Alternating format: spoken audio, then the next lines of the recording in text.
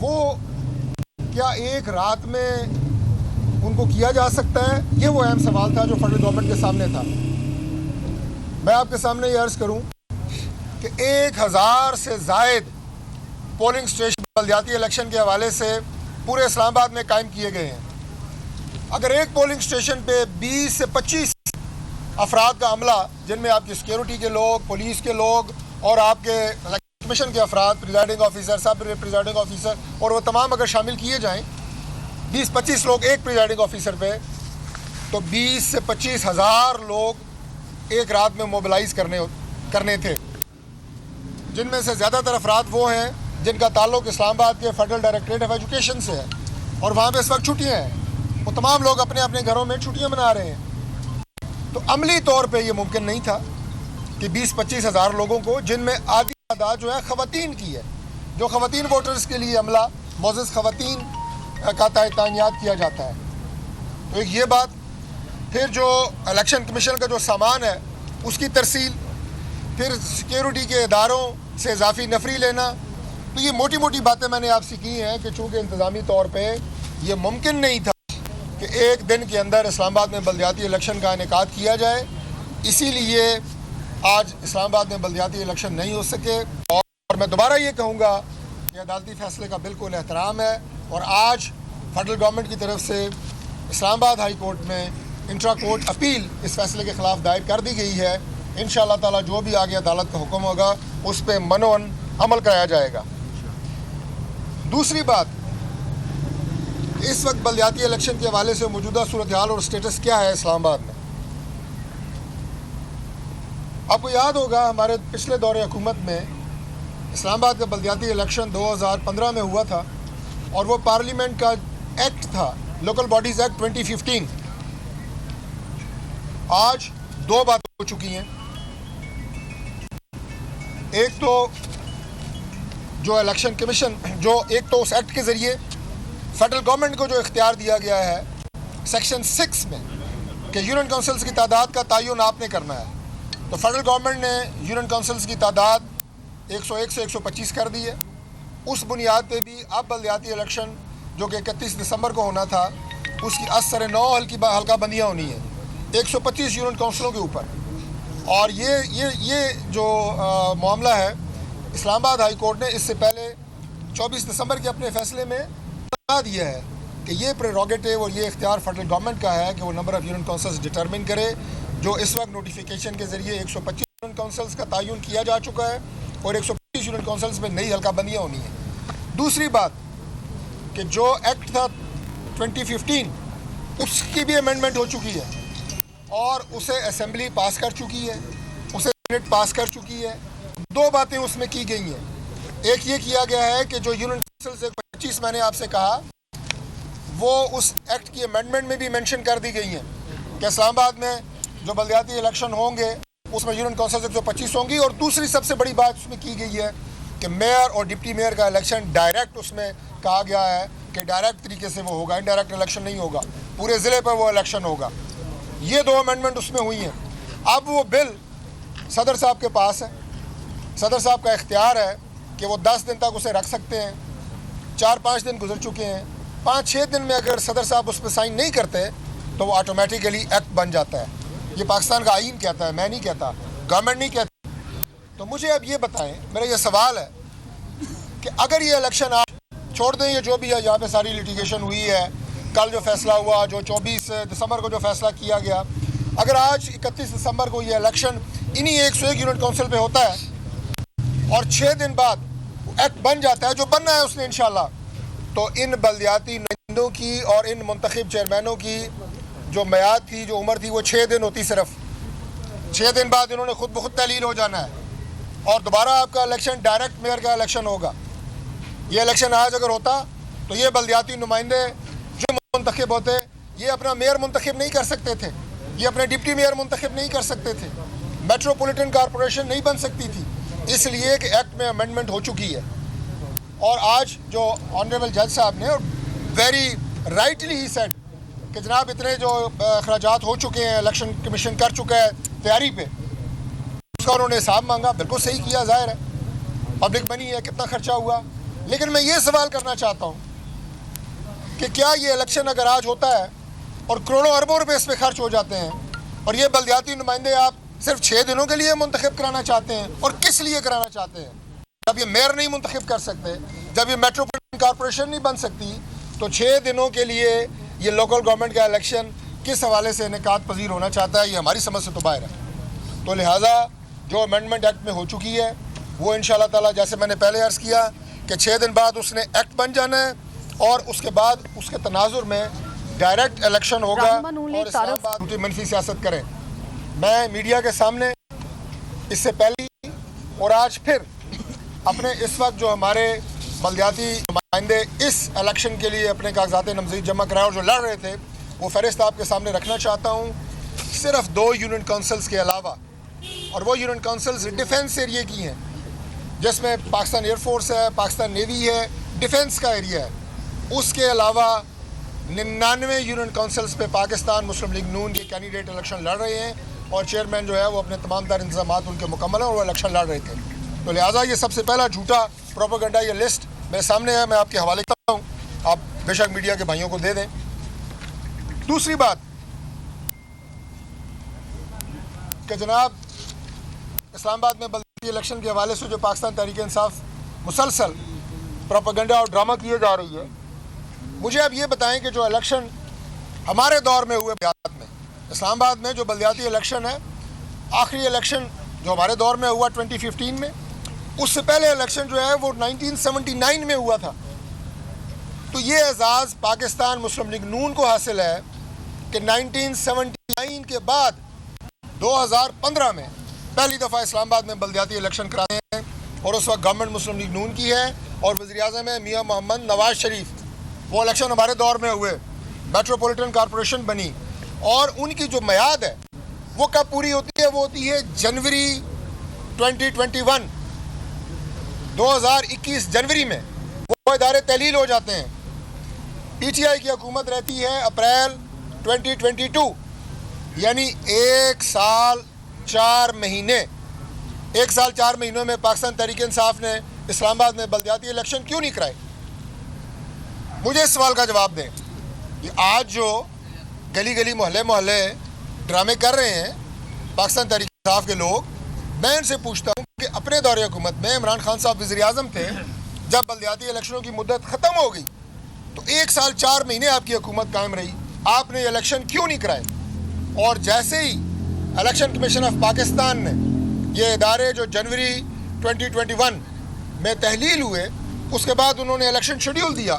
جب election schedule دیا، Pakistan Tehreek Insaf ordinance لے کے آئی، لوکل باڈیز آرڈیننس 2021، یہ آپ میڈیا کے سب بھائیوں کو پتہ ہے۔ اس آرڈیننس میں بھی ڈائریکٹ میئر کے الیکشن کی بات کی گئی۔ جو آج ہم کر رہے ہیں، ہم تو پاکستان تحریک انصاف کے موقف کی سپورٹ کر رہے ہیں، جو اپنے آرڈیننس میں آپ لے کے آئے تھے ڈائریکٹ میئر کا الیکشن ہو، وہ آرڈیننس عدالت کے ذریعے سیٹ اسائیڈ ہوا، اور اس کے بعد یہ عمل چلتا رہا، آپ کی حکومت چلی گئی۔ لیکن 1 سال 4 مہینے نہ تو آپ انٹرسٹڈ تھے بلدیات کے الیکشن میں، اور نہ آپ یہ الیکشن جو ہے کروا سکے ہیں۔ دوسری بات، پنجاب کی صورتحال لیں۔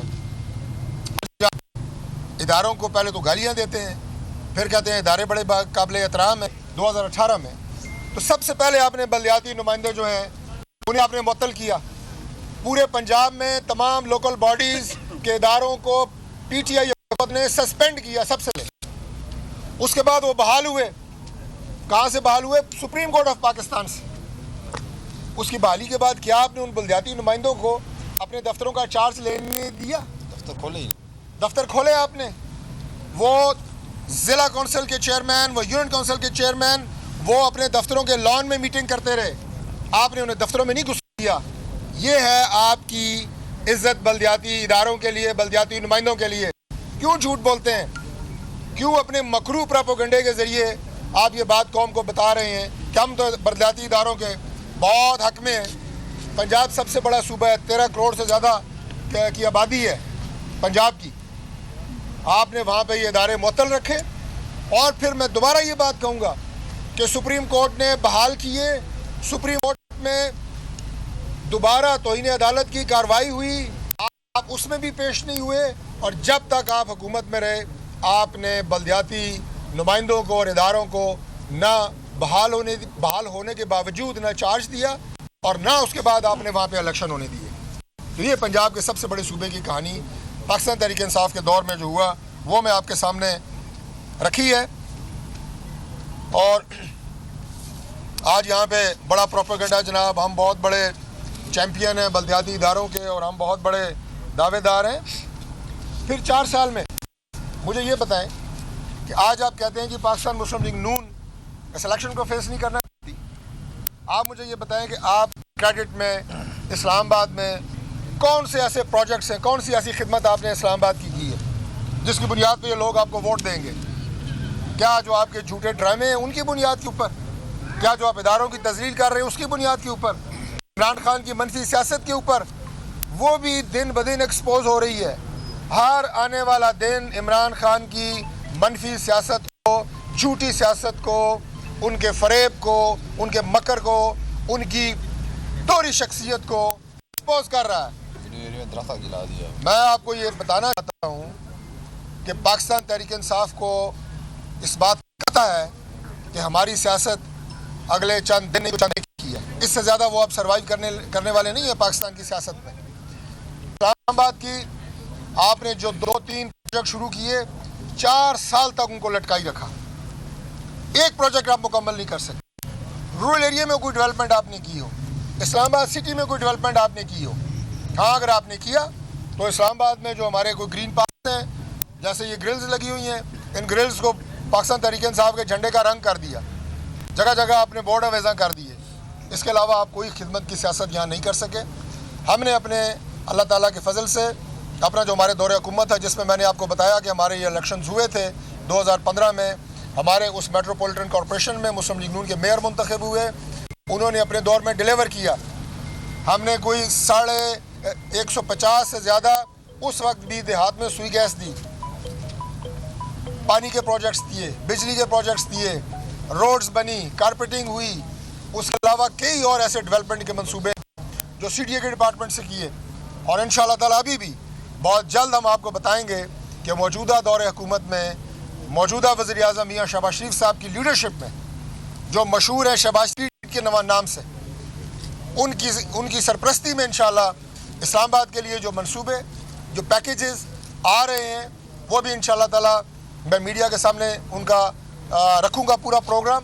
اور ہم آپ کو بتائیں گے کہ اسلام آباد کا رورل ایریا, اسلام آباد کا سٹی ایریا, ان کی ڈیولپمنٹ کا پروگرام ہماری اس گورنمنٹ کے پاس کیا ہے. مسائل بالکل مختلف ہیں. جو مسائل بارہ کے ہیں, چراغ کے ہیں, روات کے ہیں, شکریال کے ہیں, وہ مسائل G10 کے نہیں ہیں, F6 کے نہیں ہیں, G6 کے نہیں ہیں. لیکن شہروں کے مسائل بہرحال موجود ہیں, ہمیں پتہ ہے اس بات کا. ہم انشاءاللہ تعالیٰ ان تمام گراؤنڈ ریالٹیز کو مد نظر رکھتے ہوئے بڑا ایک کمپریہنسو پلان لے کے آئیں گے. لیکن آج اس پریس کانفرنس کے حوالے سے میں آپ کو عرض کرنا چاہتا ہوں کہ ہمیں اداروں کا بھی احترام ہے, ہمیں عدالتی فیصلوں کا بھی احترام ہے, اور ہم آئندہ بھی, پہلے بھی ان پہ عمل کیا, آئندہ بھی کریں گے. لیکن یہ ایک ایسی, آپ یہ کہیں کہ آبسٹیکل تھی, ایسی ایک انتظامی پرابلم تھی جس کی وجہ سے آج الیکشن انعقاد پذیر نہیں ہو سکے. آج جگہ جگہ میں دیکھ رہا ہوں, کبھی کوئی دیواروں پہ پھلانگ رہے ہیں, کبھی اسکولوں کے گیٹ پہ کھڑے ہو کے رو رہے ہیں. تو میں کہوں گا پاکستان تحریک انصاف کے ورکرز کو کہ رونے دھونے سے, چھلانگے مارنے سے, ڈرامے سے آپ کو کچھ حاصل نہیں ہوگا. آئیں میدان میں مقابلہ کریں. میئر کا ڈائریکٹ الیکشن ہے. میں آپ کو چیلنج کرتا ہوں کہ یہاں سے اگلا میئر مسلم لیگ نون کا بنے گا اور ڈائریکٹ الیکشن سے بنے گا انشاءاللہ تعالیٰ.